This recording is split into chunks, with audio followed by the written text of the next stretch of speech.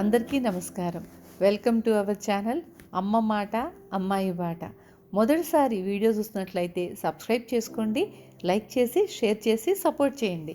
పక్కనున్న బెల్ సింబల్ని ప్రెస్ చేయండి. నేను చేసే వీడియోస్ మీకు నోటిఫికేషన్స్ వస్తాయి. కథ చెప్పుకుందామా? గద్ద ముక్కు మంత్రగత్తె. రాచవరం గ్రామంలో ఉండే రమణయ్యకు లలిత ఒక్కగానొక్క కూతురు.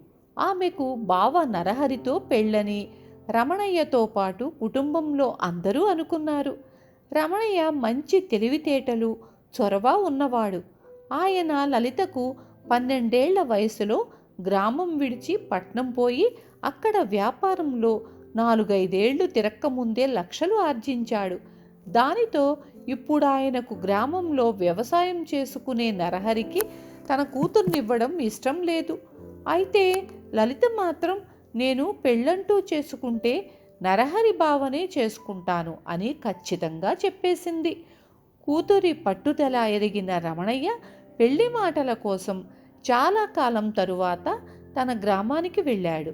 అక్కడి నుంచి 2 రోజుల తరువాత తిరిగి వచ్చిన ఆయన కూతురితో, ఇక ఆ నరహరిని మరిచిపో, వాడితో నీ పెళ్లి జరగదు అంటూ లోపలి గదిలోకి వెళ్ళిపోయాడు. భార్య తరచి అడిగిన మీదట ఆయన అసలు సంగతి వివరించాడు. 2 మాసాల క్రితం నరహరి ఇల్లు వదిలి వెళ్ళిపోయాడట. గ్రామానికి తూర్పున ఉన్న అడవిలో ఒక చెరువు గట్టు మీద ఒక చిన్న కుటీరం లాంటిది కట్టుకొని అందులో ఉంటున్నాడట. తన వాళ్లను కలవడానికి కానీ కనీసం మాట్లాడటానికి కానీ ఇష్టపడటం లేదు. ఇదంతా చెప్పి రమణయ్య, అటువంటి సన్యాసికి మన అమ్మాయినిచ్చి ఎలా పెళ్లి చేస్తాం అన్నాడు.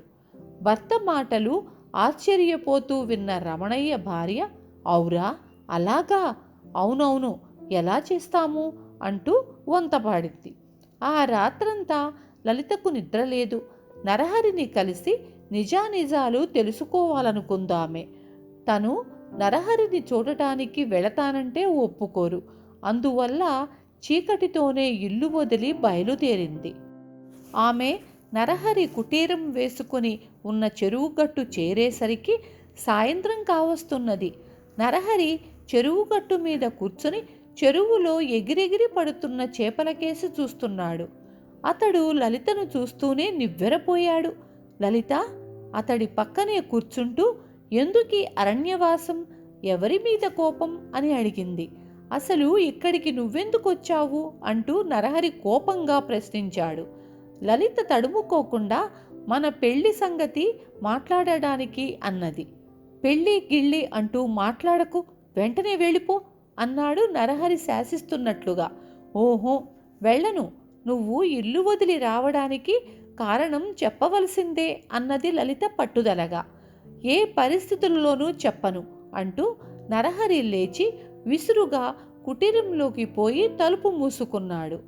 లలిత కళ్ళనీళ్లు పెట్టుకొని అక్కడి నుంచి బయలుదేరింది. అంతలో ఉరుములు మెరుపులతో వర్షం ఆరంభమయ్యింది. లలిత ఒక మర్రి చెట్టు కింద తలదాచుకున్నది. చూస్తుండగానే చుట్టూ దట్టమైన చీకట్లు ముసురుకున్నాయి. కొద్దిసేపటికి వర్షమైతే తగ్గింది, కానీ ఏవో మృగాల అరుపులు ప్రారంభమయ్యాయి. చీకట్లో దారి తెలియక ఆ రాత్రికి నరహరి కుటీరంలో గడుపుదామని అక్కడికి వచ్చింది. ఆమె ఎంతసేపు తలుపు కొట్టినా తలుపు తెరిచేందుకు నరహరి రాలేదు. లలిత తలుపు పక్కనే ఉన్న కిటికీలో నుంచి లోపలికి చూసింది. అక్కడ నరహరి లేడు.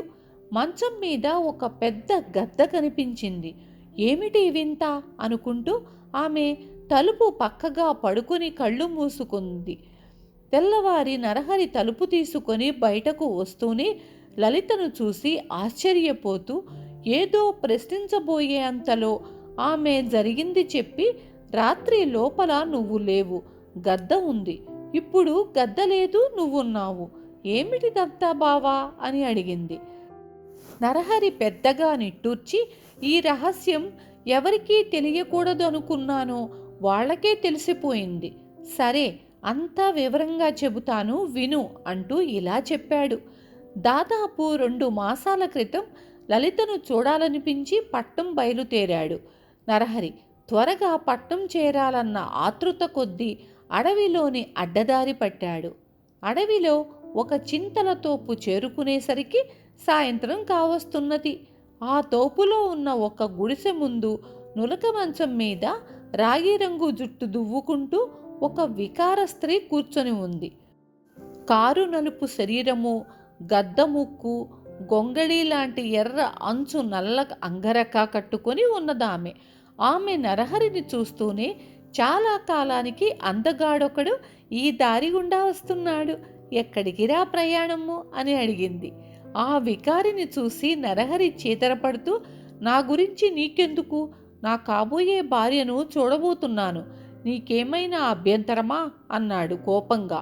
ఆ అభ్యంతరమే అంటూ ఆ వికారి గద్దముక్కును ముందుకు చాచి రాగిరంగు జుట్టు ముడివేస్తూ, నేనింకా పెళ్లి కావలసిన దాన్నే, ఇద్దరము ఈ చింత చెట్ల సాక్షిగా పెళ్లాడేద్దాము అన్నది నరహరిని సమీపిస్తూ. నన్ను అందగాడన్నావు, సరే నీ అందం మాటేమిటి? ఆ దిక్కుమాలిన ముఖాన్ని అద్దంలో ఎప్పుడైనా చూసుకున్నావా? గద్దముక్కు, కారు నలుపు నువ్వు అన్నాడు వెటకారంగా నరహరి. వెంటనే వికారి గుడ్లురుముతూ నరహరి కేసి చూసి, గద్దముక్కంటూ నన్ను అవమానిస్తావా? నేను కారు నలుపా?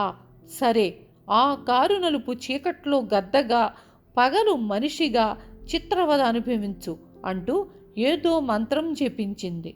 అప్పుడు ఆ వికారి మంత్రగత్తె అని గ్రహించాడు నరహరి. అయితే అంతగా మంత్రతంత్రాలంటే నమ్మకం లేని అతడు తన ప్రయాణం సాగించాడు. అడవి దాటుతుండగా చీకట్లు ముసురుకున్నాయి. వెంటనే నరహరి శరీరంలో నుంచి భరించలేనంత వేడి సెగలు పుట్టుకొచ్చి అతడు గద్దగా మారిపోయాడు. ఆ రాత్రికి ఒక చెట్టు మీద తలదాచుకొని తెల్లవారి మనిషి రూపం రాగానే మంత్రగత్తెను కలుసుకొని తనకు పట్టిన దురవస్థ నుంచి విముక్తి కలిగించమని కాళ్ళ వేళ్ళ పడ్డాడు. మంత్రగత్తె మనసు కరగలేదు. ఇదంతా చెప్పి నరహరి, ఈ సంగతి మా ఇంట్లో వాళ్లకు, ముఖ్యంగా నీకు తెలిస్తే తీరని దుఃఖానికి గురవుతావని ఇలా అందరికీ దూరంగా ఒంటరితనం అనుభవిస్తున్నాను అన్నాడు బాధగా. అంతా విన్న లలిత నరహరితో ఒక్క మాట కూడా అనకుండా తిరుగు ప్రయాణమైంది. మంత్రగత్తెను కలుసుకొని తన బావకు పట్టిన దురవస్థ తొలగించాలని ఆమె ఆలోచన. లలిత చింతలతోపు చేరుకునేసరికి మధ్యాహ్నం అయ్యింది. మంత్రగత్తె చింత చెట్టు నీడలోకి నులక మంచం ఈడ్చుకొని దాని మీద కూర్చొని ఏదో తింటున్నది. లలిత చొరవగా పోయి మంత్రగత్తె పక్కన మంచం మీద కూర్చుంటూ, అక్కయ్య, భోజనం వేళ, ఏదో ఫలహారంతో సరిపెట్టుకుంటున్నావేమిటి? అందుకే ఇలా చిక్కి శల్యమైపోతున్నావు అన్నది. నువ్వెవత్తవే, దారిన పోయేదానివి వరుస కలుపుతూ మంచం మీద కూర్చున్నావు అన్నది కోపంగా మంత్రగత్తె. చెప్పానుగా, నీ చెల్లెల్లాంటి దాన్ని, ఇంతకు బావగారెక్కడా అన్నది లలిత చుట్టూ చూస్తూ.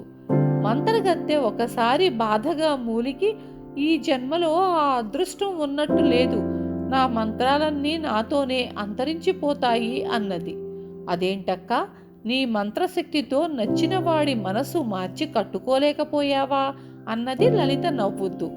మంత్రగత్తె ఈసారి మరింత పెద్దగా మూలికి, హిమాలయ గుహల్లో నుంచి ఇదే బయలుదేరి వస్తున్నానన్న మంత్రగాడొకడు మంత్రాలు నేర్పుతానంటే ముందు కీడు చేసే మంత్రాలు నేర్చుకున్నాను. విరుగుడు మంత్రాలు, మేలు చేసే మంత్రాలు, మనసు మార్చే మంత్రాలు నేర్పకుండానే కొండవాగులో గాలు చారిపోయేటో కొట్టుకుపోయాడు అన్నది. ఇంతలో ఒక ముళ్లపందే గుడిసె బయట ఉన్న చిలకడదుంప మొక్కల్లోకి వచ్చి కాళ్లతో నేల తవ్వటం ప్రారంభించింది.